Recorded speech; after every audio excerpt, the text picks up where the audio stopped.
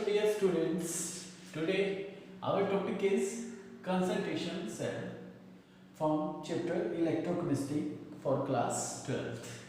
अब first of all देखिए concentration.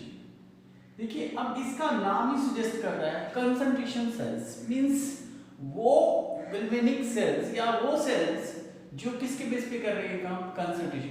मतलब यहाँ पे कंसंट्रेशन का क्या है, कोई ना कोई रोल है, तभी इसका नाम क्या रखा गया है कंसंट्रेशन. अब वो कंसंट्रेशन कैसे रोल प्ले करती है वो देखिए. अब सबसे पहले डेफिनेशन देख लेते हैं. क्या डेफिनेशन है?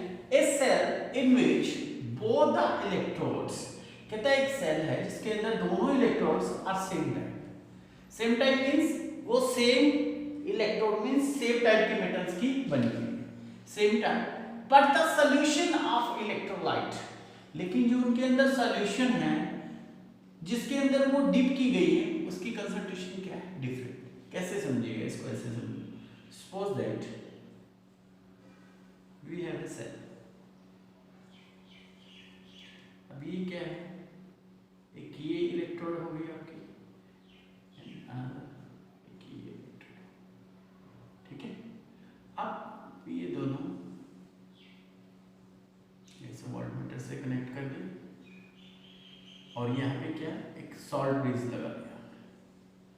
क्या लगा दिया? Salt bridge. ठीक है. अब ये क्या कहता है according to the definition, a cell in which both the electrodes are same type. अगर ये जिंक मेटल की है तो ये भी किसकी है? जिंक मेटल की. किसकी है?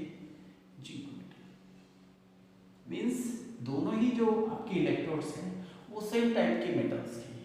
अब सेकंड क्या किया हमने, अगर ये जिंक है ये भी जिंक है, लेकिन इसके अंदर जो कंसंट्रेशन, इसके अंदर क्या है जो कंसंट्रेशन, ये कंसंट्रेशन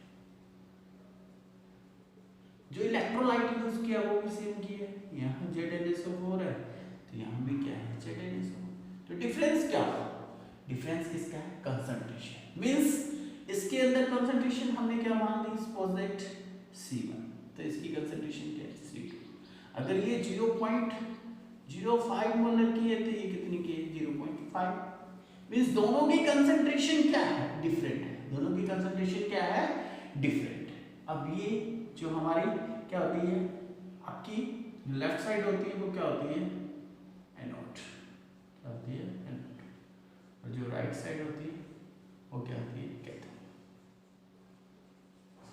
और एनोड पे कौन सा चार्ज होता है? कैथोड पे कौन सा होता है? पॉजिटिव. एनोड पे कौन सा होगा? नेगेटिव. तो इस टाइप से एक सेल है जिसके अंदर इलेक्ट्रोड डिप की हुई है और जो उनका सॉल्यूशन है उसकी जो कंसंट्रेशन है वो क्या है? डिफरेंट है. अब इस सेल को मैं कैसे रिप्रेजेंट कर सकता हूँ? इस सेल को मैं कैसे रिप्रेजेंट करता हूँ वो देखिए. सेल को रिप्रेजेंट करना आपको जब हमने गैल्वेनिक सेल किया था तब किया था. तो कैसे रिप्रेजेंट करोगे? ZnSO4 2Zn. ये क्या है? सॉल्ट ब्रिज हो गया. ये हो गया ZnS,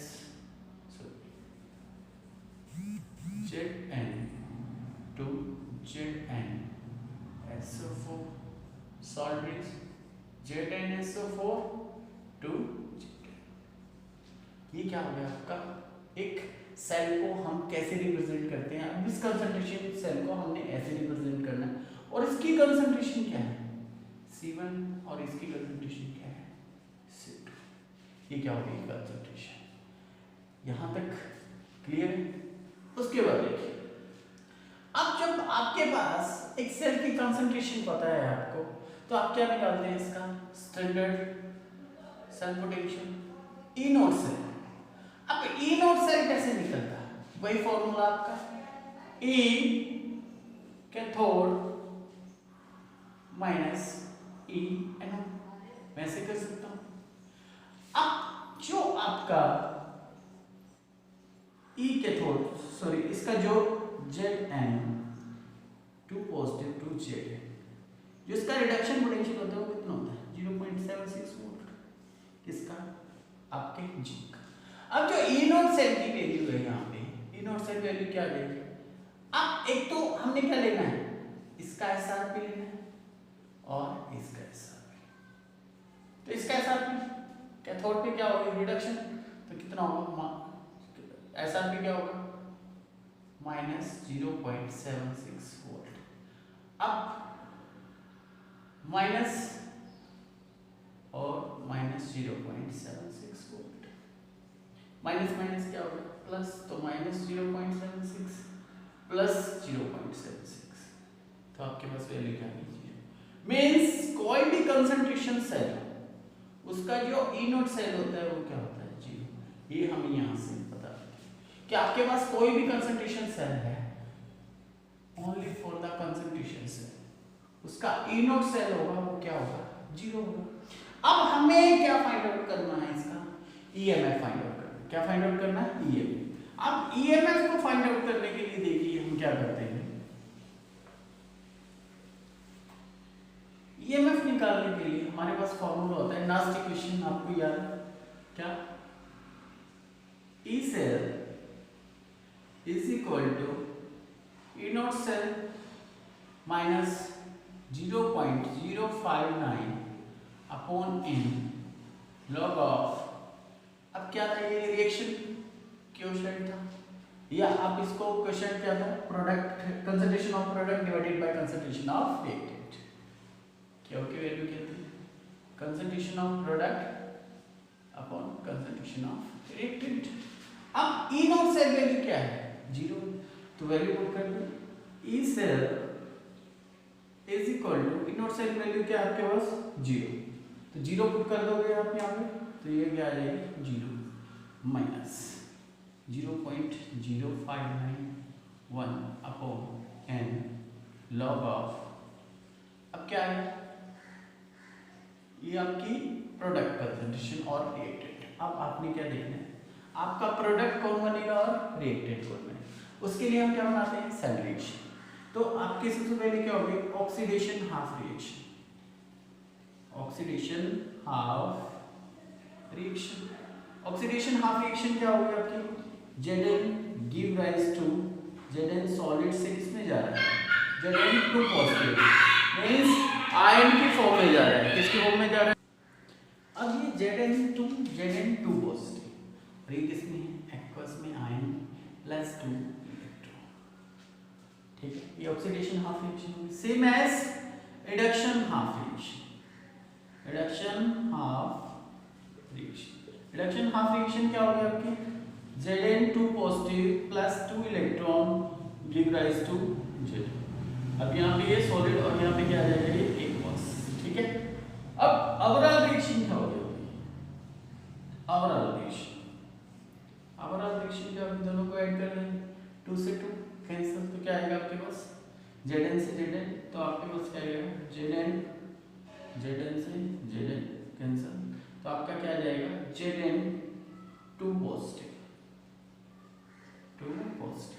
अब ये Zn2 पॉजिटिव वाला कौन सा है, रिडक्शन वाला, रिडक्शन वाले की कंसंट्रेशन क्या आपकी, C2, तो हमने यहाँ पे क्या रखा, C2 give rise to Zn2 positive और इसकी, तो आपके पास यहाँ पे ये मैंने क्यों किया कि मेरे को पता लग जाए कि प्रोडक्ट में C1 है या C2, तो आपके प्रोडक्ट में क्या है, C1, तो आपका क्या रहेगा, C1 अपॉन C2, ठीक है, इतना कर लो। अब उसके बाद क्या है, जब आप इतना कर देते हो तो उसके बाद क्या करना है आपने, वो देखिए,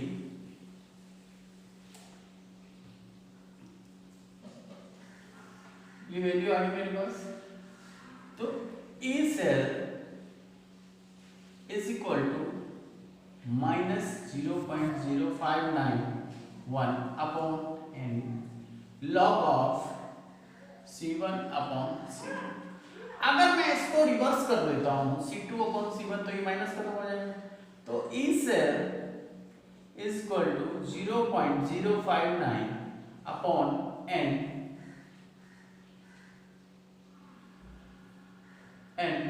log C2 अपॉन C1। अब यहाँ 1 सॉरी हटा दो, 0.059, क्योंकि आपकी एनसीईआरटी बुक में यही था। उसके बाद क्या आपके पास ये वैल्यू आ गई इसकी। अब हम इजीली कंसंट्रेशन सेल का क्या निकाल सकते हैं, ईएमएफ निकाल सकते हैं। क्या निकाल सकते हैं, ईएमएफ। अब दो कंडीशन हो, तीन कंडीशन, तीन केसेस हैं इसके, वो कैसे।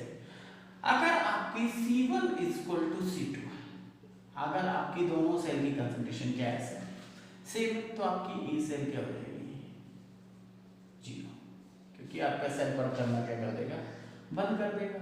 तो यहाँ से C2 C1 0, तो आपकी वैल्यू क्या आ जाएगी 0। और n की वैल्यू क्या है, यहाँ पे n की वैल्यू आप लगा सकते हो 2, क्योंकि यहाँ पे n की वैल्यू क्या है 2 इलेक्ट्रॉन्स। ठीक है, अब उसके बाद आपके पास क्या है, अगर C1 ग्रेटर देन है किससे, C2 से, if C1 is greater than C2, अगर C1 बड़ा है तो वैल्यू किस पे आ जाएगी, माइनस में। तो ई सेल आपका क्या आ जाएगा, ई सेल आपका क्या आ जाएगा माइनस, नेगेटिव आ जाएगा।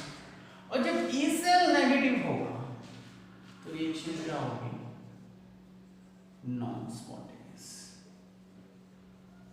नॉन स्पॉन्टेनियस वो कैसे, आपके पास डेल्टा जी इक्वल टू क्या है minus n F, E cell, अगर ई सेल माइनस और माइनस माइनस क्या हो जाएगा प्लस, लेकिन स्पॉन्टेनियस रिएक्शन तो तब होती है जब डेल्टा जी की वैल्यू क्या हो नेगेटिव, तो यहाँ पे क्या आ जाएगी पॉजिटिव।